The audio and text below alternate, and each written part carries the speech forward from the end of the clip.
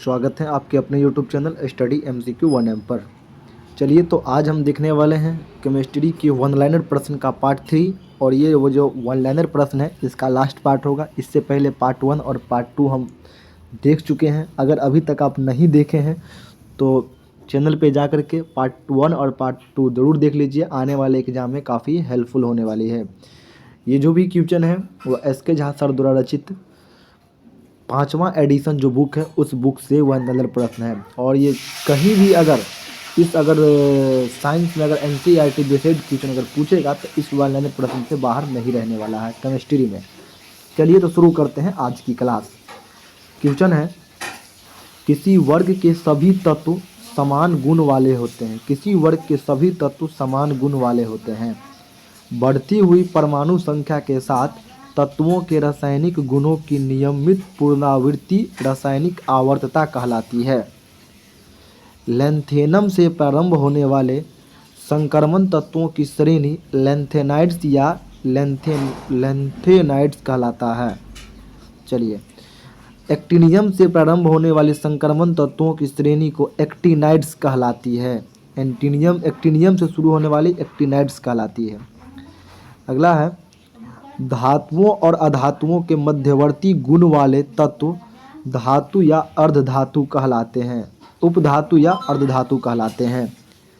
कार्बनिक रसायन के कार्बन के यौगिक का अध्ययन कहा जाता है। कार्बनिक रसायन के कार्बन के यौगिक का अध्ययन किया जाता है। कार्बनिक रसायन वस्तुतः हाइड्रोकार्बन एवं उनके व्युत्पन्नों का रसायन है। अगला है, कार्बन के परमाणु सहसंयोजक बंधन द्वारा आपस में संयोग करके श्रृंखला बनाने की प्रवृत्ति रखते हैं। कार्बन में उपस्थित इस प्रवृत्ति को कार्बन श्रृंखला गुण कहते हैं। कार्बन श्रृंखला गुण कहते हैं। क्रियाशील समूह पर यौगिक के रासायनिक गुण निर्भर करते हैं। क्रियाशील समूह के यौगिक के रासायनिक गुण निर्भर करते हैं। IUPAC प्रणाली में सभी कार्बनिक यौगिक को हाइड्रोकार्बन का व्युत्पन्न माना जाता है तथा कार्बनिक यौगिक के नाम उनके संगत हाइड्रोकार्बन के नाम पर आधारित होता है। अगला है, बेंजीन अणु एक तलीय होता है। बेंजीन अणु एक तलीय होता है। इसके सभी कार्बन परमाणु और हाइड्रोजन परमाणु कागज की तल में होते हैं। समावयवियों के अनुसूत्रण समान होते हैं। समावयवियों के अनुसूत्रण समान होते हैं तथा भौतिक और रासायनिक गुण भिन्न भिन्न होते हैं। भौतिक और रासायनिक गुण भिन्न भिन्न होते हैं। त्रिविम समावयवियों की संरचना सूत्र समान होता है किंतु परमाणुओं एवं समूहों की समस्थानिक व्यवस्था या विन्यास भिन्न भिन्न होता है। कार्बनिक यौगिकों के स्रोत मुख्य रूप से पेट्रोलियम, कोयला एवं पेड़ पौधे हैं। कार्बनिक यौगिक के स्रोत पेट्रोलियम, कोयला एवं पेड़ पौधे हैं। संतृप्त हाइड्रोकार्बन के अणु अध्रुवीय होते हैं अतः जल में अघुलनशील होते हैं। संतृप्त हाइड्रोकार्बन जल में अघुलनशील होते हैं। एल्केन अस्थायी और अक्रिय यौगिक है। एल्केन अस्थायी और अक्रिय यौगिक है। बेंजीन एक असंतृप्त यौगिक है। बेंजीन मुख्य रूप से प्रतिस्थापन अभिक्रिया करता है।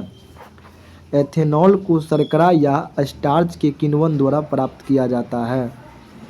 6 से 8% तनु एसिटिक अम्ल को सिरका कहते हैं। साबुन उच्च वसीय अम्लों को सोडियम लवण होते हैं। सोडियम लवण होते हैं। वनस्पति तेल और वसा उच्च वसीय अम्ल तथा ग्लिसरॉल से बने होते हैं। अपमार्जक उच्च एल्कोहल के हाइड्रोजन सल्फेट व्युत्पन्न के सोडियम लवण होते हैं। धातुएं प्रायः कठोर, चमकीली, आघातवर्धनीय तथा ऊष्मा एवं विद्युत का सुचालक होता है। मरकरी यानी पारा को छोड़कर सभी धातुएं सामान्य अवस्था में पाया जाता है। मरकरी को छोड़कर सभी धातुएं सामान्य अवस्था में ठोस होती है। धातुएं ऑक्सीजन के साथ संयोग कर भास्मिक ऑक्साइड बनाती है। धातुएं ऑक्सीजन के साथ संयोग कर भास्मिक ऑक्साइड बनाती है। धातुओं की वह श्रेणी जिसमें धातुओं की क्रियाशीलता के क्रम में दिखाया जाता है क्रियाशीलता श्रेणी कहलाता है। अगला है, धातुएं के वे ऑक्साइड जो अम्लीय या भास्मिक दोनों गुण प्रदर्शित करते हैं द्विधर्मी ऑक्साइड कहलाता है। जैसे अल्युमिनियम ऑक्साइड और जिंक ऑक्साइड द्विधर्मी ऑक्साइड है। क्रियाशीलता श्रेणी में जो धातुएं हाइड्रोजन के ऊपर हैं वे तनु अम्लों में अभिक्रिया करके हाइड्रोजन मुक्त करते हैं। जो परमाणु इलेक्ट्रॉन का त्याग करके धनायन बनाते हैं वो विद्युत धनात्मक कहलाते हैं। जो परमाणु इलेक्ट्रॉन प्राप्त कर ऋणायन बनाते हैं वे विद्युत ऋणात्मक कहलाते हैं। वैद्युत संयोजक यौगिक जल में विलय किंतु कार्बनिक विलायकों में अविलय होता है। वैद्युत संयोजक यौगिक द्रवित अवस्था में या जलीय विलयन की अवस्था में विद्युत के सुचालक होते हैं। सहसंयोजक बंधन वाले यौगिक सहसंयोजक यौगिक कहलाते हैं। सहसंयोजक यौगिक जल में अविलय किंतु कार्बनिक विलायकों में विलय होता है। सहसंयोजक यौगिक विद्युत में कुचालक होते हैं। अगला है सहसंयोजक यौगिक को द्रव्यनांक और कत्वनांक निम्न होता है। प्रकृति में धातु मुक्त या संयुक्त अवस्था में पाया जाता है। प्रकृति में धातु मुक्त या संयुक्त अवस्था में पाया जाता है। धातु कर्म वह प्रक्रिया है जिसमें किसी धातु के उसके अयस्क से निष्कासित कर उसे शुद्ध किया जाता है। पृथ्वी की परत से प्राप्त किसी धातु के अयस्क में उपस्थित अपद्रव्य यानी अशुद्धि को दूर कर अयस्क को शुद्ध रूप से प्राप्त करना अयस्क का सांद्रण कहलाता है। मिश्र धातु दो या अधिक धातुओं या एक धातु एवं एक अधातु के समांग मिश्रण है। कुछ धातुओं को लंबे समय तक खुली हवा में छोड़ देने पर उसकी सतह मलिन पड़ जाती है और धीरे धीरे उन धातुओं को क्षय होने लगता है। यह क्रिया धातुओं का संक्षारण कहलाता है। अगर धातुएं अगर खुली जगह में अगर मलिन हो जाती है इसे हम संक्षारण कहते हैं। वायु के ऑक्सीजन एवं जलवाष्प की उपस्थिति में ही लोहे में जंग लगता है। वायु के ऑक्सीजन एवं जलवाष्प की उपस्थिति में ही लोहे में जंग लगता है। अधातुएं न तो आघातवर्धनीय होता है और न ही तन्य। इनमें से कोई विशेष चमक नहीं होती है, इनमें कोई विशेष चमक भी नहीं होती है तथा ये प्रायः ऊष्मा एवं विद्युत का कुचालक होता है। अधातु ऊष्मा और विद्युत का कुचालक भी होता है। अधातुओं के परमाणु इलेक्ट्रॉन प्राप्त कर ऋणायन में परिवर्तित हो जाती है। अधातुएं ऑक्सीजन से संयोग करके अम्लीय ऑक्साइड बनाती है। तांबा का सबसे मुख्य अयस्क कॉपर पायराइट है। तांबा का मुख्य अयस्क कॉपर पायराइट है। अम्ल का जलीय विलयन स्वाद में खट्टा होता है। भस्म का जलीय विलयन कड़वा होता है। अम्ल तथा भस्म की अभिक्रिया से लवण तथा जल बनता है। अम्ल और भस्म की अभिक्रिया से लवण और जल बनता है।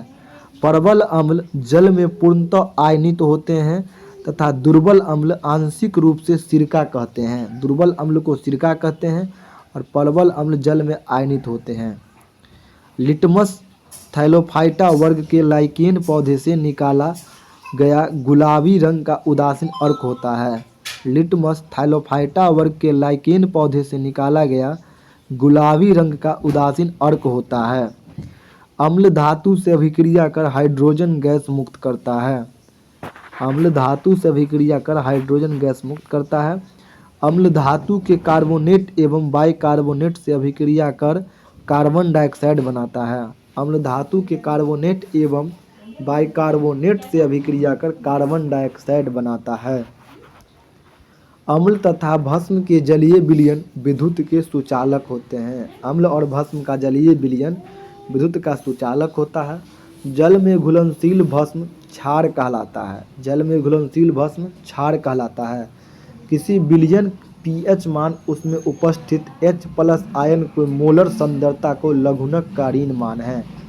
किसी विलयन पीएच मान उसमें उपस्थित H+ आयनों की मोलर सांद्रता के लघुनक का ऋण मान है। pH बराबर -log H+ है। pH बराबर -log H+ है। किसी विलयन के pH का निर्धारण यूनिवर्सल सूचक द्वारा किया जाता है। अम्ल भस्म तथा लवण का जलीय विलयन विद्युत के सुचालक होते हैं। अम्ल भस्म तथा लवण का जलीय विलयन विद्युत का सुचालक होते हैं। तनु अम्ल में अम्ल की अल्प मात्रा अधिक जल में घुली होती है। परवल अम्ल तथा परवल भस्म से बने लवण का जलीय विलयन उदासीन होता है। परवल अम्ल तथा दुर्बल भस्म से बने लवण जलीय विलयन अम्लीय होता है। दुर्बल अम्ल तथा परवल भस्म से बने लवण का जलीय विलयन क्षारीय होता है। हमारे देश में 95% साधारण नमक समुद्री जल के वाष्पीकरण द्वारा प्राप्त किया जाता है। सोडियम हाइड्रोक्साइड क्लोरोएल्केनी विधि द्वारा बनाया जाता है। क्लोरोएल्केनी विधि बनाता है जिसमें क्लोराइड के संतृप्त जलीय विलयन का विद्युत अपघटन द्वारा किया जाता है। जो पदार्थ अभिक्रिया में भाग लेकर नए पदार्थ बनाते हैं वे अभिकारक कहलाता है। अभिकारकों में अभिक्रिया के फलस्वरूप बने नए पदार्थ प्रतिफल कहलाता है। रासायनिक अभिक्रिया में अभिकारक के परमाणुओं के बीच के बंधन टूटने और प्रतिफल के परमाणुओं के बीच नए बंधन बनते हैं। रासायनिक अभिक्रिया समीकरण में अभिकारकों, प्रतिफलों और उनके भौतिक अवस्था का उल्लेख संकेतों द्वारा किया जाता है। असंतुलित समीकरण वह है जिसमें समीकरण के दोनों ओर तत्वों के परमाणुओं की संख्या समान नहीं होती है। वह अपघटन अभिक्रिया जो विद्युत प्रवाह के कारण होती है उसे वैद्युत अपघटन अभिक्रिया कहते हैं। मानव शरीर में भोजन का पचना अपघटन अभिक्रिया है। मानव शरीर में भोजन का पचना अपघटन अभिक्रिया है। जिस रसायन अभिक्रिया में दो यौगिक अपने आयनों के विनिमय या आदान प्रदान करते हैं वह उभय विस्थापन अभिक्रिया कहलाता है। अवक्षेपण अभिक्रिया में प्रतिफल ठोस के रूप में विलयन से पृथक हो जाता है। जिस रासायनिक अभिक्रिया में प्रतिफल के साथ साथ ऊष्मा ऊर्जा भी निकलती है उसे ऊष्माक्षेपी अभिक्रिया कहते हैं। जिस रासायनिक अभिक्रिया में ऊष्मा ऊर्जा का अवशोषण होता है उसे ऊष्माशोषी अभिक्रिया कहते हैं। जिस पदार्थ का ऑक्सीकरण होता है वह अवकारक कहलाता है। जिसका ऑक्सीकरण होगा वह अवकारक कहलाता है और जिस पदार्थ का अवकरण होता है उसे ऑक्सीकारक कहते हैं। ऑक्सीकरण अवकरण अभिक्रिया को रेडॉक्स अभिक्रिया कहते हैं। ऑक्सीकरण अवकरण अभिक्रिया को रेडॉक्स अभिक्रिया कहते हैं। खाद्य पदार्थों में उपस्थित वसा तेल ऑक्सीकृत होकर खाद्य पदार्थ को दूषित बनाती है। प्रकाश रसायनों की अभिक्रिया प्रकाश की उपस्थिति में होता है। किसी पदार्थ के ऑक्सीजन में जलने की प्रक्रिया दहन कहलाती है। किसी पदार्थ के जलने में वायु की उपस्थिति आवश्यक है। कोई भी पदार्थ अपने ज्वलन ताप से कम ताप पर नहीं जल सकता।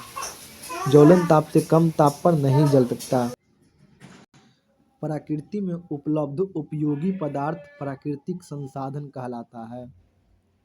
जैसे वायु, जल, स्थल आदि प्राकृतिक संसाधन है। यानी ये पहले से ही भगवान के द्वारा दिया गया है।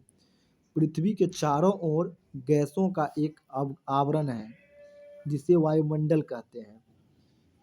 वायु नाइट्रोजन, ऑक्सीजन, कार्बन डाइऑक्साइड, जलवाष्प इत्यादि गैसों का मिश्रण है। वायु जो है नाइट्रोजन, ऑक्सीजन, कार्बन डाइऑक्साइड, जलवाष्प आदि गैस का मिश्रण है। स्थल और जलाशयों के ऊपर असामान्य रूप से वायु के गर्म होने के फलस्वरूप पवनें उत्पन्न होती है। जलाशय से होने वाले जल का वाष्पीकरण तथा संघनन हमें वर्षा प्रदान करता है। ओजोन वायुमंडल की बाहरी परत है जो हमें हानिकारक पराबैंगनी विकिरणों से सुरक्षित करता है। वाहनों से निकलने वाली धुएं वायु को प्रदूषित करता है। अम्ल वर्षा से मिट्टी में अम्लीयता बढ़ती है। मानव शरीर में होने वाली विभिन्न प्रक्रियाओं के लिए जल परम आवश्यक है। रासायनिक उर्वरक और कीटनाशक का उपयोग से जल प्रदूषण होता है। रासायनिक उर्वरक और कीटनाशक के उपयोग से जल प्रदूषण होता है। वायु और वर्षा को अत्यधिक प्रहार से मिट्टी के ऊपरी सतह को धीरे धीरे काटना मिट्टी का अपरदन कहलाता है। जीवमंडल में विभिन्न न्यूट्रिएंट्स को जैविक घटक से अजैविक घटक के बीच परस्पर बदलाव के चक्रम को जैव रासायनिक चक्रम कहलाता है। जल चक्र, ऑक्सीजन चक्र, कार्बन चक्र, नाइट्रोजन चक्र जीव मंडल के 4 मुख्य जैव रासायनिक चक्र है। जीव मंडल के 4 मुख्य चक्र हैं, जल चक्र, ऑक्सीजन चक्र, कार्बन चक्र, नाइट्रोजन चक्र। एक बात याद रखिएगा, मॉन्ट्रियल प्रोटोकॉल का संबंध ओजोन संरक्षण से है। स्थिर अनुपात के नियम के अनुसार किसी यौगिक में एक ही प्रकार के तत्व में से एक ही प्रकार के तत्व द्रव्यमान के विचार से हमेशा एक निश्चित अनुपात में परस्पर संयुक्त रहता है। कार्बन 12 एक परमाणु के द्रव्यमान का 12वां भाग परमाणु द्रव्यमान इकाई कहलाता है। इसे संक्षेप में AMU कहते हैं। कार्बन 12 को संक्षेप में AMU कहते हैं। किसी यौगिक के अणु में उपस्थित तत्वों के परमाणुओं की संख्या के सरलतम अनुपात को व्यक्त करने वाला सूत्र सरल या मूलानुपाती सूत्र कहलाता है। किसी तत्व या यौगिक के अणु में उपस्थित तत्वों के परमाणुओं की वास्तविक संख्या को व्यक्त करने वाला सूत्र अणुसूत्र या रासायनिक सूत्र कहलाता है। अब है, 2 विभिन्न तत्वों से बना हुआ यौगिक द्विअंगी यौगिक कहलाता है। परमाणु या परमाणुओं का वह समूह जो रासायनिक अभिक्रियाओं के क्रम में अपरिवर्तित रहता है और बिना कुछ परिवर्तन के या किसी पदार्थ के साथ संयोग कर सकता है या निष्कासित हो सकता है, मूलक कहलाता है। किसी रासायनिक अभिक्रिया के समृद्ध पदार्थों के संकेत सूत्रों की सहायता से अभिक्रिया का संक्षेप में निरूपण रासायनिक समीकरण कहलाता है। ग्राम में व्यक्त आणविक द्रव्यमान ग्राम आणविक द्रव्यमान या ग्राम अणु कहलाता है। यह भी मोल कहलाता है। 1 मोल में 6.022 × 10⁻23 कण होते हैं। इस संख्या को एवोगाद्रो स्थिरांक भी कहते हैं। तत्व वह शुद्ध पदार्थ है जिसे किसी भी भौतिक या रासायनिक विधि से 2 या अधिक सरल पदार्थों में विभाजित नहीं किया जा सकता है। तत्व धातु, अधातु या उपधातु हो सकता है। यौगिक एक शुद्ध पदार्थ है जो 2 या अधिक तत्वों के भार के विचार से एक निश्चित अनुपात में रासायनिक संयोग के फलस्वरूप बनता है। यौगिक के गुण उसके अवयवी तत्वों के गुण से पूर्णतः भिन्न होता है। किसी यौगिक का संघटन सर्वदा एक ही रहता है। 2 या अधिक तत्वों या यौगिकों को किसी भी अनुपात में परस्पर मिला देने से मिश्रण बनता है। मिश्रण में उसके अवयवों के गुण विद्यमान रहते हैं। मिश्रण के अवयवों को सरल भौतिक विधि द्वारा पृथक किया जाता है।